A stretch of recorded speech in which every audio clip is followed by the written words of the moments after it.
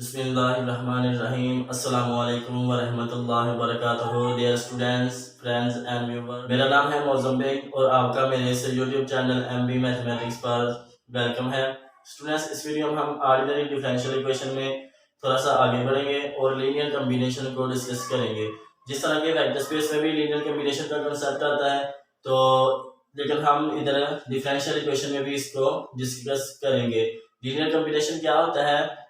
Functions का, अगर हमारे पास कोई दो फंक्शंस है और कोई दो कांस्टेंट्स हैं and expression of the form c1 y1 of x plus c2 y2 of x is called linear combination of y1 of x and y2 of x. Okay students, इधर हमारे पास y1 and y2 of x functions हैं दो और c1 और c2 कोई constants हैं। Okay student, इनके example के लिए हम देख सकते हैं 2x² plus 9 sin of x। तो ये क्या है कि लीनियर कॉम्बिनेशन है of x² and sin x का।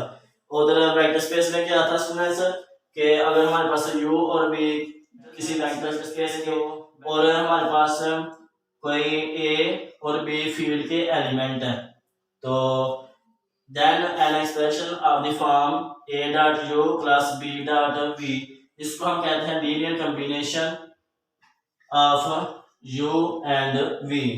तो ये था स्टूडेंट्स, लीनियर कॉम्बिनेशन होता है फंक्शंस का, तो उसमें हम इस एक्सप्रेशन को कहते हैं linear combination of y1 of x and y2 of x। इस तरह से स्टूडेंट्स अगर हमारे पास फंक्शन जो है वो n फंक्शंस हो तो फिर हमें n कांस्टेंट की जरूरत होगी, तो उनका जो कॉम्बिनेशन बनेगा, उनका स्टूडेंट्स जो इस तरह का एक्सप्रेशन बनेगा उसको हम कहेंगे linear combination of n functions.